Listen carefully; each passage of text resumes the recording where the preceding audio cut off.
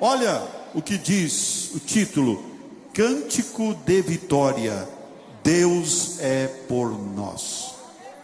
Aleluia. Que diremos, pois, a estas coisas? Se Deus é por nós, quem será? Cadê a igreja? Se Deus é por nós, se Deus é por nós, aquele que nem mesmo o seu próprio filho poupou, antes o entregou por todos nós, como não nos dará também com ele todas as coisas? Diga assim: Senhor Jesus, me ajuda a entender a tua palavra.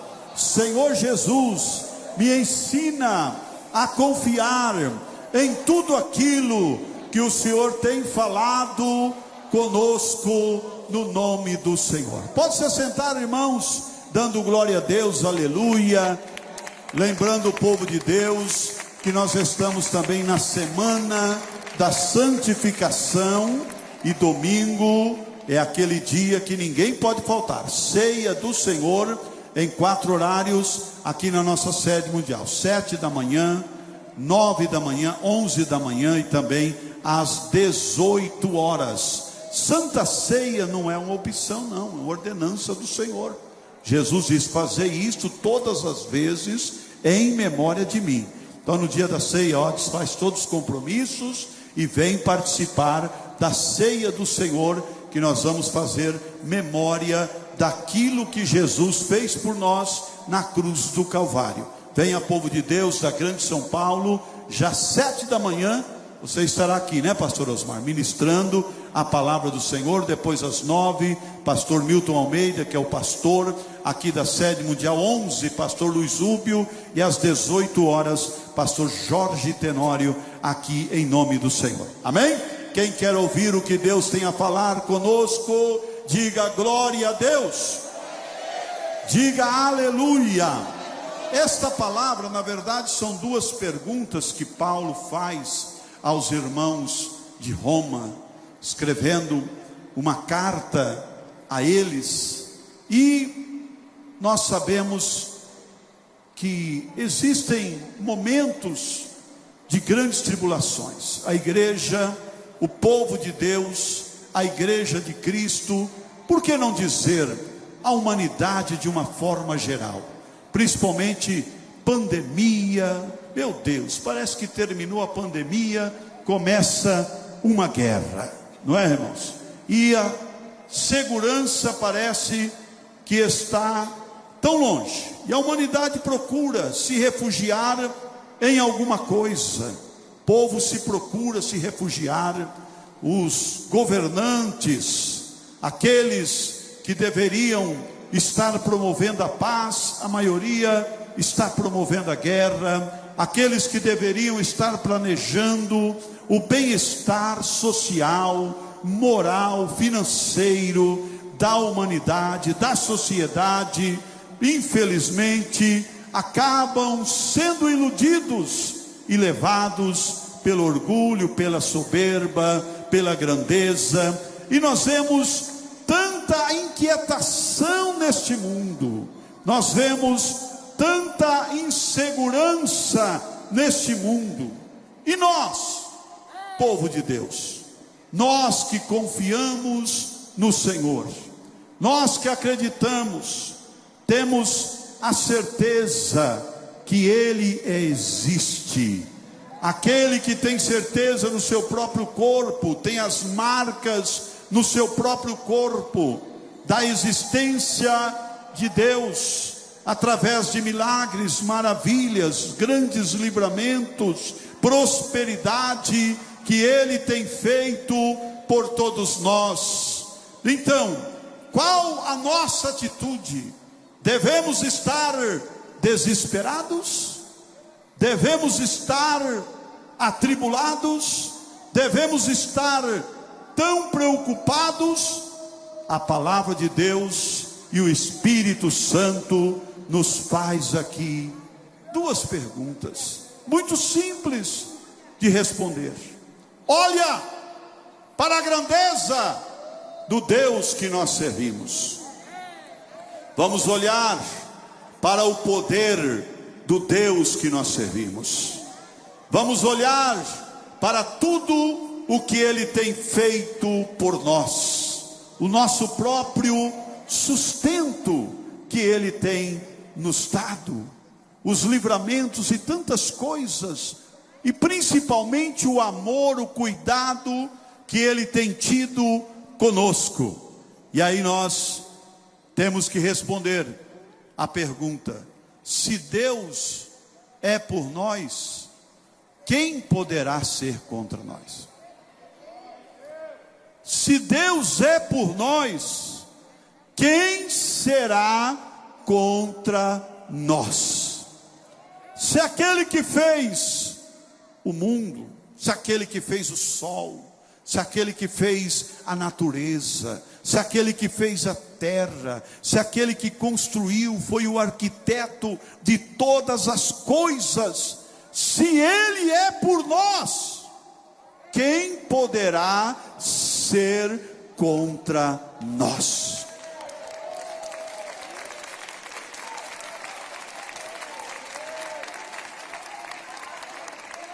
Se nós estamos com Ele, agradando Ele, como Josué, um homem sábio que sucedeu a Moisés no momento de desespero, no momento também de angústia, no momento de incerteza, ele diz para o povo: santificai-vos hoje, que amanhã o Senhor fará maravilhas no meio de vós.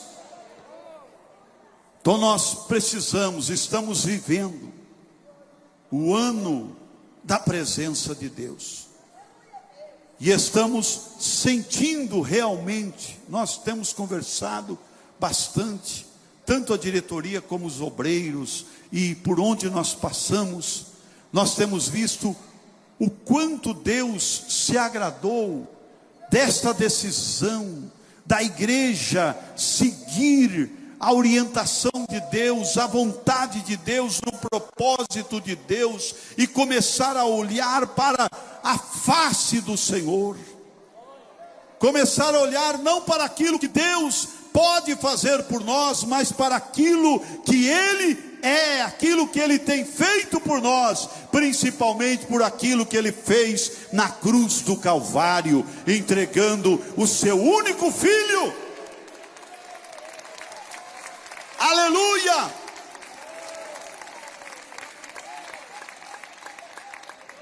E aí Paulo completa e puxa o entendimento. E hoje o Espírito Santo também vem puxar. Essa palavra não é só para aqueles que estão vivendo já na presença de Deus, mas também para aqueles que de alguma maneira ainda não conseguiram entrar nesse caminho que é Jesus Cristo, para você entender e compreender qual o caminho seguro, qual o caminho certo, qual o lugar que nós devemos estar. Paulo diz: olha bem, minha gente, vou fazer uma pergunta para vocês. Aquele que nem o próprio Filho poupou por nós, aquele que não se importou em entregar o próprio Filho por nós, aquele que nos amou de tal maneira que deu seu Filho unigênito, para que todo aquele que nele crer não pereça, mas tenha a vida eterna. Aquele que deu o de mais precioso para nós. Como é que também, com esta dádiva tão grande, com esta atitude de amor, com este ato de amor imensurável, inexplicável, quando alguém tenta explicar, não consegue, diz de tal maneira que não há explicação, como Deus com um ato, como diz o povo aí, com um ato tão forte, tão poderoso como esse, entregando o próprio Filho, também não nos dará, juntamente com Ele, todas as coisas. Através do plano de salvação, através e no plano de salvação de Deus, no plano que Ele executou lá na cruz do Calvário, naquele dia em que Jesus morreu na cruz do Calvário por nós, quando Ele disse: Pai, agora tudo está consumado. Ali Ele estava, Deus estava trazendo para nós tudo o que nós precisamos. Junto com o sacrifício de Cristo, Ele traz o que é mais importante, que é a nossa salvação, o perdão dos nossos pecados, através do sacrifício de Jesus Cristo. E assim, é o pacote completo. Pacote completo, pastor Osmar. Paulo estava dizendo para os irmãos de Roma: olha, responda aí. Se na hora de entregar o próprio Filho, Deus não negou entregar o próprio Filho por nós, para a nossa salvação, para livrar a nossa alma, para livrar-nos das garras de Satanás, do domínio do inferno, será que juntamente com Ele também Ele não trará todas as coisas necessárias para a nossa vida? Será que não, igreja? Será que com o sacrifício, aquele que não negou, se Ele não negou dar o próprio Filho, Ele negará uma cura? Se Ele não negou dar o próprio Filho, será que Ele negará um livramento? Se Ele não negou dar o próprio Filho, será que Ele não negará um consolo na hora que nós precisarmos de um consolo, de um conforto? Se Ele não negou dar o próprio Filho, será que Ele vai negar nos dar o pão de cada dia? Não.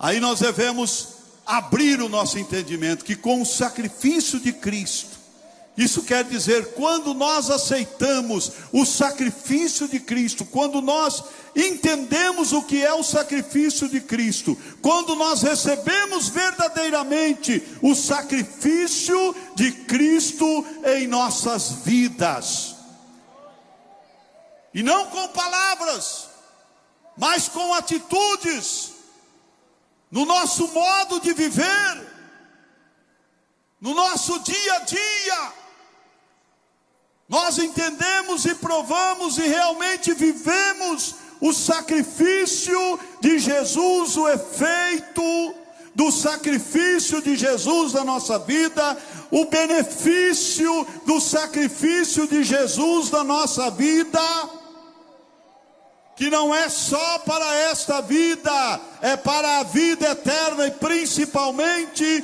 para a vida eterna. Então, quando nós entendamos isto, aleluia, tudo está agregado a isso. Tudo está agregado a isso. Por isso que tem muitas pessoas, há muitas pessoas que não conseguem desfrutar das bênçãos de Deus, ou só vão até um limite, porque não recebem, não reconhecem o sacrifício de Cristo. Quando eu digo assim, eu estou dizendo, não reconhecem o Senhor como seu único e suficiente Salvador. Não conseguem chegar a esse entendimento, que no plano de salvação que Deus executou através do seu Filho amado, Ele nos abriu as portas para todas as coisas. Ele nos trouxe tudo aquilo que é necessário para nós. E se nós não recebermos, e se nós não aceitarmos o sacrifício de Cristo, aí então nós ficamos até limitados às bênçãos que o Senhor tem para nós. Não chegamos à plenitude, não chegamos a desfrutar de tudo que Ele tem para nós. Mas quando chegamos a esse entendimento, Paulo está perguntando, esperando a resposta, e ao mesmo tempo uma pergunta afirmativa. Ele não negou. Olha aí, vocês estão passando lutas, tribulações, perseguições em Roma, mas ele não negou o próprio filho por vocês. Será que ele vai abandonar vocês no meio da luta, no meio da perseguição? Não, não vai abandonar vocês no meio da luta, no meio da tribulação, no meio da perseguição, não. Ele não vai abandonar vocês no meio desse problema, vocês que reconheceram Ele, vocês que entenderam o plano dEle, a ponto de se entregarem a Ele. Aleluia, Ele não negará vocês. Jamais Deus negará. Jamais Deus negará. É nós que não sabemos entender isso. Somos limitados. O nosso olhar humano é tão limitado. Mas devemos olhar para a cruz de Cristo. Devemos olhar para o sepulcro vazio, que Ele venceu a morte ao terceiro dia e ressuscitou. E quando se apresentou aos discípulos, Ele disse: agora é-me dado todo o poder no céu e na terra. Aleluia!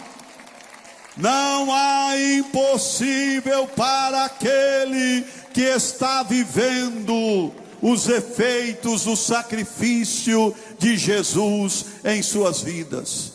É a morte que se tornou vida. É a morte. Estávamos caminhando para a morte e Ele nos tirou do caminho da morte. Amém? É a mesma coisa de você ver um morto e chegar alguém ali e ressuscitar aquele morto. Depois aquele morto que foi ressuscitado, duvidar de que aquela mesma pessoa que o ressuscitou não pode curar uma dor de dente, uma dor de cabeça dele. É duvidar que aquela mesma pessoa que o ressuscitou, ele já estando morto, não pode curar um câncer, não pode abrir uma porta de emprego, não pode solucionar um problema na família. Por favor, vamos pensar. Se ele pôde ressuscitar da morte,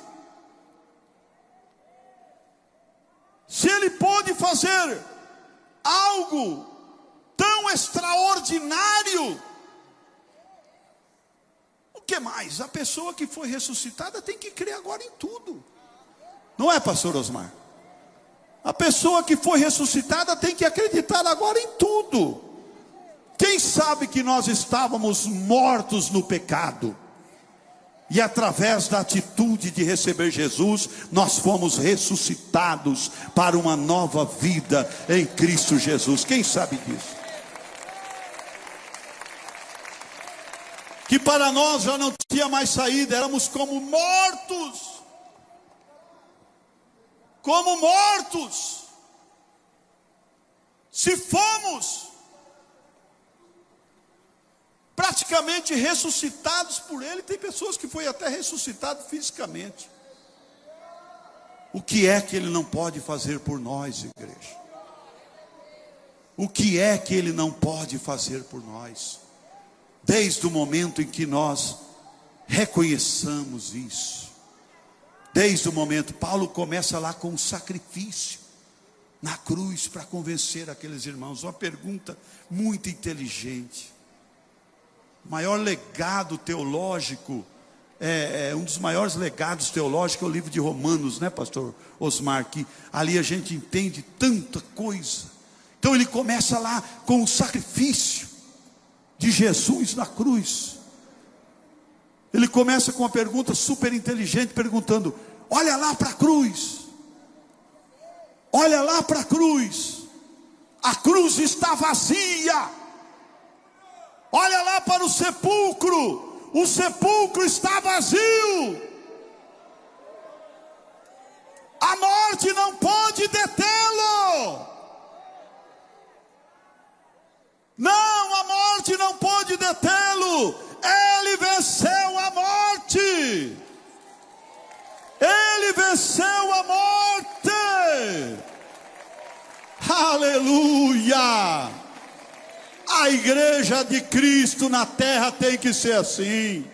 Olha para a cruz está vazia, igreja. Olha para o sepulcro dele está vazio. Eu estive lá em Jerusalém, fui visitar lá o local onde o sepulcro de Cristo está vazio. Ele não está mais aqui, ele já ressuscitou. Quando morre alguém da nossa família, um amigo, a gente sabe, se você vai lá, está lá no sepulcro. Os restos mortais daquela pessoa. Mas lá no sepulcro de Jesus não está, não. Está vazio. Está vazio. Quando as mulheres chegaram na madrugada, no amanhecer do domingo, lá estava o anjo. O que vocês estão procurando aqui? Vocês estão procurando vivo dentre os mortos? Ele não disse que ao terceiro dia ele ressuscitaria? Ele já ressuscitou. O coração ardeu daquelas mulheres. E o anjo diz: vai anunciar aos demais e diga que se consumou, se cumpriu o plano perfeito de Deus. Tragada foi a morte na vitória de Cristo, na cruz do Calvário. Aleluia! Louvado é o nome do Senhor. E aqueles que realmente acreditam, eles não têm dúvidas. Qual é a prova, qual é a evidência daqueles que realmente acreditam no sacrifício de Cristo? Eles entregam a vida 100%, eles renunciam à própria vida.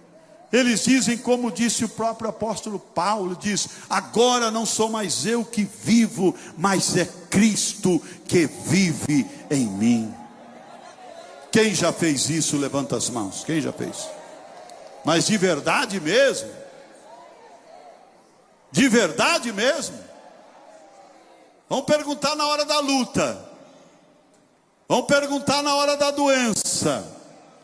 Vamos perguntar na hora da perseguição.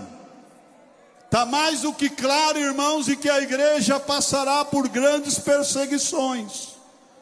Está mais do que claro que o cerco está se fechando, a porta da graça vai se fechando. Hoje a igreja não tem a mesma liberdade que nós tínhamos há 20 anos ou há 10 anos atrás.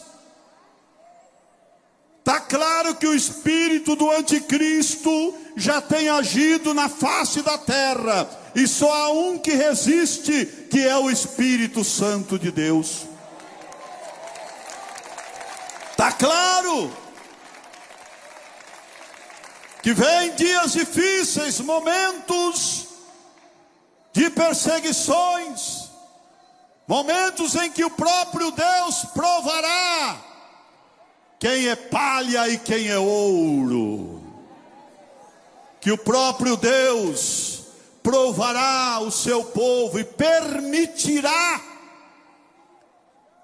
grandes provações na terra para a igreja de Cristo. Então é momento de preparação, é momento de se entregar a Deus, é momento de caminhar com Ele, é momento de nós renovarmos a nossa aliança com Ele, é momento de, como diz Paulo na mensagem da ceia, de nós analisarmos a nós mesmos e julgarmos a nós mesmos. É momento de alerta, igreja de Cristo. É momento de alerta. A qualquer momento a trombeta soará. Vai tocar. E aí? Será que vamos estar como Pedro? Senhor, eu vou até a morte com o Senhor. Pedro, antes que o galo canta, tu me negarás 3 vezes. Que é isso, Senhor?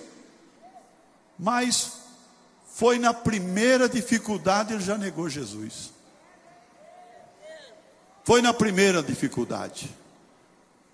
Igreja, nós estamos vivendo um momento decisivo na terra. Quem entende que nós estamos vivendo um momento decisivo? Momento decisivo. Satanás luta. Satanás peleja para esfriar a igreja. O inimigo luta para colocar o pecado na igreja. E o pecado, quando eu falo igreja, eu estou dizendo nós, a nossa vida. E aí nós dizemos: não vou resistir a esse pecado, não vou resistir a essa tentação, não vou resistir a essa oferta do inimigo. Mas aí olhamos para a cruz.